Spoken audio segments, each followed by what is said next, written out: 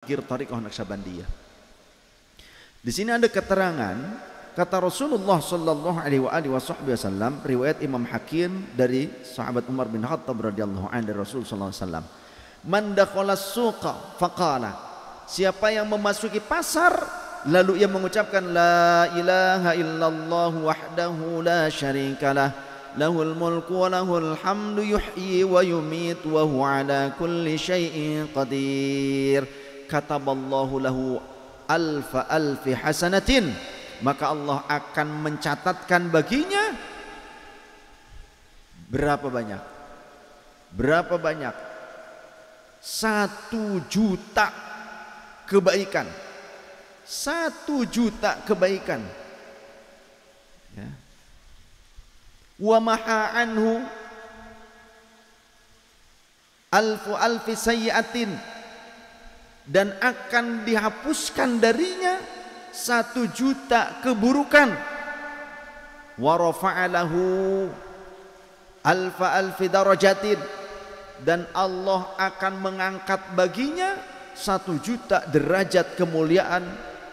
Wa banalahu baitan fil jannati, dan Allah akan membangunkan bagi orang tersebut berupa rumah di surganya Allah Ta'ala. Hadis ini di dalam riwayat Al-Hakim dalam kitab Al-Mustadrak ala Sahihain. Jadi Allah begitu cinta dengan orang yang berzikir, tapi ketika zikir pada saat itu, contoh ketika masuki pasar, bukan zikir mau nyolong supaya selamat, bukan. Karena ini cerita, ada orang Lampung, katanya di Lampung ada satu daerah yang itu banyak perampok, ya. Ada satu daerah, nggak tahu sekarang bagaimana. Ini cerita kerabat kami yang ada di Lampung. Jadi ada di satu daerah di Lampung, kalau mereka mau pergi ke Malaysia, contoh mau ngerampok nih sekeluarga, itu yasinan dulu. Iya, ponakan saya yang bilang tuh. Ya, di sana tuh Bu ya, ada suatu daerah, itu perampok tuh. Biasanya ngerampoknya ya di luar negeri, di Filipina, di Thailand, kemudian di Malaysia katanya. Kalau mau berangkat ngerampok nih sekeluarga, itu manggil ustadz dulu biasa, yasinan dulu, ya. Ya Allah, mudah-mudahan lancar ngerampok Mungkin doanya begitu. Dan ini nyata. Nah, bukan seperti itu. Maka orang yang kenapa kok masuk ke pasar, ketika masuk ke pasar kemudian zikir, contohnya kalimat la ilaha illallah wahdahu la syarikalah lahul mulku wa lahul hamdu yuhyi wa yumiitu wa ala kulli syai'in qadir. Kenapa kok sedahsyat itu fadilahnya dari Allah Ta'ala? Karena ada keterangan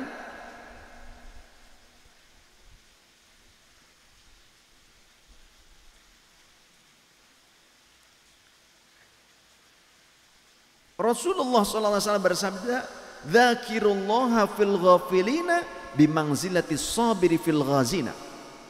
Kata Rasul, orang yang berzikir kepada Allah di saat orang-orang itu lalai, atau di tengah-tengah kaum yang sedang lalai, ghaflah, sedang banyak dosa, sedang melakukan berbagai macam keghaflahan, kelalaian, tapi kita berzikir kepada Allah. Saat kita di mall, kita tetap zikir kepada Allah. Saat kita di pasar, kita tetap zikir kepada Allah. Saat kita di tempat kerja, di pabrik, kita zikir kepada Allah. Padahal di pabrik itu, apalagi kadang-kadang ya, pada saat Ramadan itu ada panitia sahur siang hari. Ini kejadian nyata. Tapi sekarang alhamdulillah sudah sadar tobat jadi jamaah kita. Dulunya panitia, katanya Sayyidi, saya tuh dulu Masya Allah ya, panitia sahur jam 11 siang. Ini cerita nyata nih, jamaah kita ada. Nggak perlu disebutkan namanya. Sekarang sudah ngaji ya, sudah baik. Katanya dulu tuh kalau Ramadan tiap jam 11, sahur nasi padang, karena emang orang Padang. Ya, sahur nasi padang. Hayo, siapa yang mau? Nitip. Itu. Ini ada nyata. Nah, kalau kita di pabrik berkumpul dengan orang-orang seperti itu, tapi kita tetap dalam keadaan zikir kepada Allah. Kita berada di tempat-tempat ghaflah, tetap zikir kepada Allah. kedudukannya sama seperti orang yang bersabar di tengah-tengah perang yang berkecamuk. Orang yang dalam keadaan jihad di medan tempur tapi tetap sabar, yakin kepada Allah, entah nyawanya yang hilang, entah dia menang, tetap dia teguh di jalan tersebut. Itulah kedudukan orang yang berzikir di tengah-tengah kaum yang sedang ghaflah. Jadi cobalah jenengan ya, yang kerja di pabrik, yang kerja di catering sambil masak itu subhanallah subhanallah subhanallah subhanallah sallallahu ala Muhammad sallallahu ala Muhammad sallallahu ala Muhammad ya, bari ngisikan tuh Allahu akbar karena naon gaji can keluar gitu.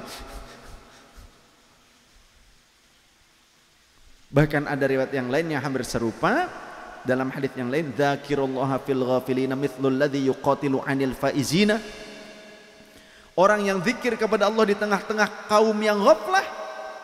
Kita di satu tempat di sini di majelis, kita berzikir padahal di lingkungan yang ghaflah. Moal aya tilu di dieu. Kemudian ada lagi banyak hal lah, gitu kan.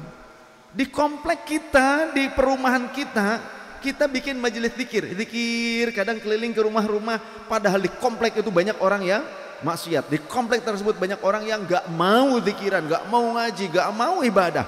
Tapi kita tetap istiqomah seperti itu, maka bagaikan orang yang terbunuh di antara pasukan-pasukan muslim yang selamat. Artinya seperti orang yang wafat di medan laga.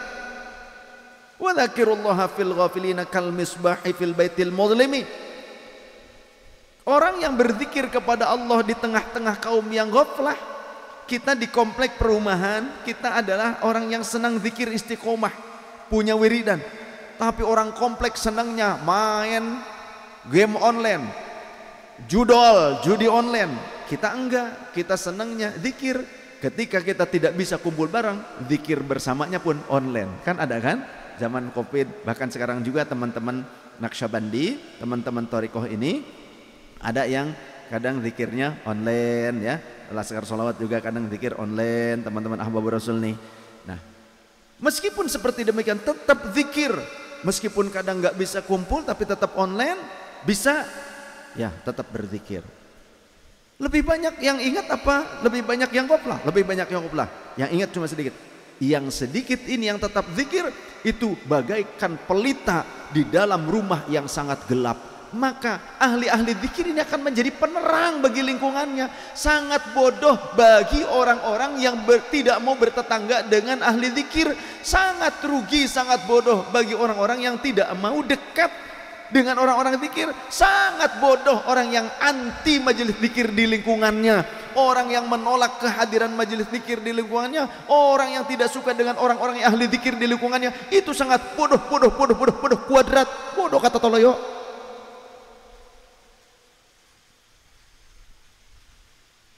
Wa dzakirullaha fil ghafilina kamathalis syajaratil khadra'i fi wastis syajari alladzi tuhattu minal jalidi. Ya. Orang yang berzikir kepada Allah di tengah-tengah kaum yang ghaflah itu bagaikan tumbuhan yang segar, yang hijau dan rindang di tengah-tengah apa? Salju, es, yang mana pada saat itu tidak tumbuh dedaunan, ranting mengering, ya, suatu daerah es, tapi ada pohon yang tumbuh dan rindang, hijau rindang. Bagaimana kira-kira? Aduh, ya. Ataupun satu pohon yang tumbuh di padang yang gersang, sehingga akan banyak orang dan hewan yang bisa berteduh. Seperti pohon sahabi, pohon yang dulu pernah menunduk kepada Rasul ketika Rasul masih kecil, ya, dan Rasul berteduh dengan pamannya. Itu kan di tengah-tengah gurun, tapi rindang, dan seringkali ada kubangan air di bawahnya, ada mata air. Sampai sekarang masih hidup, pohon itu masih hidup. Yang enggak disiram, enggak biarin, malah keluar air justru di bawahnya tuh, dari sela-sela akarnya itu air dan bergenang. Jadi banyak hewan, orang-orang yang juga melewati itu, yang ziarah juga akhirnya kadang kalau pas lagi airnya ada diambil. Nah, perumpamaan orang yang berzikir, ahli zikir itu seperti itu. Di tengah-tengah orang yang ghaflah, maka bagaikan pohon yang rindang di tengah gurun pasir yang tandus, atau di tengah-tengah kutub es yang tidak ada tumbuhan sedikit pun, tapi yang satu ini begitu indah hijau. Wa dzakirallaha fil ghafilina yu'arrifuhu Allahu maq'adahu minal jannah.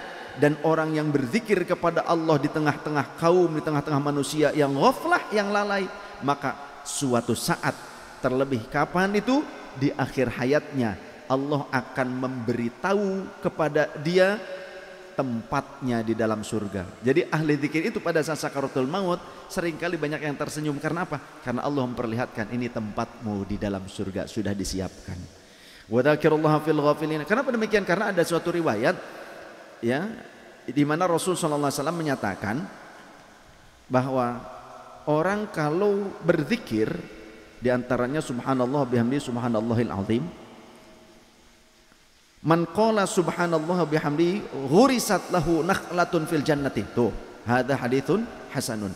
Siapa yang mengucapkan subhanallah bihamdihi, maka akan muncul satu pohon di surga yang akan kelak akan dijadikan untuk orang tersebut. Muncul tumbuhan di surga. Bagi siapa? Dipersiapkan untuk orang tersebut, nanti akan berbuah, dia akan memakannya. Hadza haditsun hasanun. Wa dzakirallaha fil ghafilina yaghfirullahu lahu bi'adli kulli fasihin wa ajamiyyin. Dan orang yang berzikir kepada Allah di tengah-tengah kaum yang lalai, di sekitaran lingkungan yang lalai, yang ghaflah, yaghfirullahu lahu, maka Allah akan mengampuni bagi dia dosa-dosa dia, bi'adli kulli fasihin wa ajamiyyin, sebanyak bilangan orang-orang yang fasih lisannya, yang bisa membaca, dan sebanyak bilangan manusia yang tidak mampu membaca. Artinya begitu banyak dosa yang akan berguguran baik kita selama kita mau terus berzikir kepada Allah. Oleh karenanya teruslah zikir, terus zikir, terus zikir. Meskipun kita belum bisa khusyuk dalam zikirnya, belum bisa, teruslah. Barangkali dengan kebiasaan itu nanti Allah akan menumbuhkan rasa cinta kepada Allah pada saat berzikir, rasa tulus ikhlas kita kepada Allah Subhanahu wa taala. Terus jangan pernah berhenti dalam kalbu kita, ya, dalam kalbu kita. Meski lidah kita terdiam, tapi jangan lupa kalbu kita agar senantiasa menyinari setiap sel darah kita untuk hadir kepada Allah Ta'ala, untuk ingat Allah, untuk terus merasa dekat dengan Allah Subhanahu wa Ta'ala. Wallahu a'lam bishawab.